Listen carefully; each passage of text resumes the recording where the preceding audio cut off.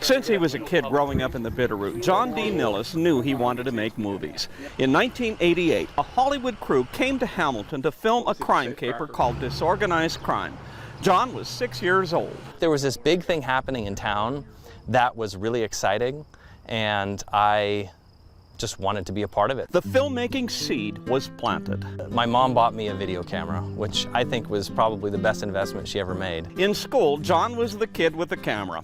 He made action movies. And at lunch, everyone came home from school to the premiere in my mom's living room. He devoured everything he could about filmmaking. So I was self-taught. He made a full-length film on an old wind-up 16mm camera. Then he thought he'd try his luck in Hollywood. And I only ended up staying about 8 months. I just think coming from a really small town in Montana to Los Angeles, it was just overwhelming.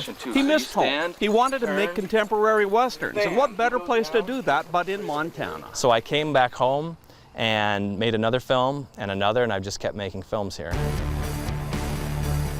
Saving for the Day is the director's most expansive work to date. It was an ambitious project needing patience and time. For John, it was a 12-year odyssey to bring his vision to screen.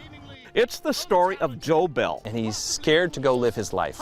And he suffers from the arrival fallacy, meaning he is saving for the day when his real life will begin. Joe won't have fun or go on adventures until he is rich. He's given this chest by this cryptic old-timer who's known as the clockmaker, and the chest is full of untold millions in treasure. And it's accidentally locked, and Joe is set on a series of adventures to find the key. And of course, there's romance. He finds the key around the neck of a very determined, quirky, funny, beautiful character named Abby. And ultimately, Joe has to decide between love or money. Love or money. Andy Shurtleff plays Joe. Lindsay Zachariason plays Abby. The lead actors, Andy Shurtleff and Lindsay Zachariason, are both from western Montana. Andy was born in Butte, Lindsay was born in Missoula. John says this is not a big Hollywood movie.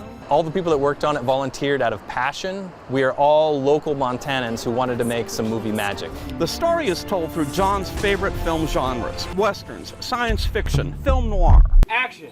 It was like, I'm gonna take a little cowboy, we're gonna get some aliens, let's go for a film noir detective, let's go for a knight in shining armor, and let's combine them. Let's take a little nibble of each and try to make it a cohesive story. One of Saving for the Day's main characters is Missoula itself. We never explicitly say that the film is set in Missoula, but you couldn't make the film without Missoula. You can't miss the landmarks. We particularly love being able to use this historic, beautiful courthouse. There are multiple motifs running through the film. The first is the M. I tried to show the M as much as possible. The next is fall time in Missoula. It's really beautiful in Missoula in the fall, and I would absolutely say Missoula is a character in the film. A sword fight is filmed off Waterworks Hill. And we filmed during magic hour, meaning the last hour of daylight, and so we had to come up here at least 20 times. John knows Montana life. He knows Montana. My great-great-great-grandparents homesteaded in the Bitterroot. They came through Missouri via oxen train. So making westerns was a natural fit. He was weaned on the old stories. As a fifth-generation Montanan, I've always felt a sense of pride about living here, and listening to the stories of my parents and grandparents has inspired me to become a storyteller myself. As a family man, John will be passing those old stories on to his own kids.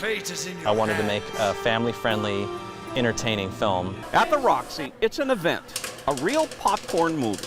There are so many stories that I want to tell, and I don't ever have to leave Montana to tell them all. Saving for the Day, he says, is a love letter to Missoula and to Montana.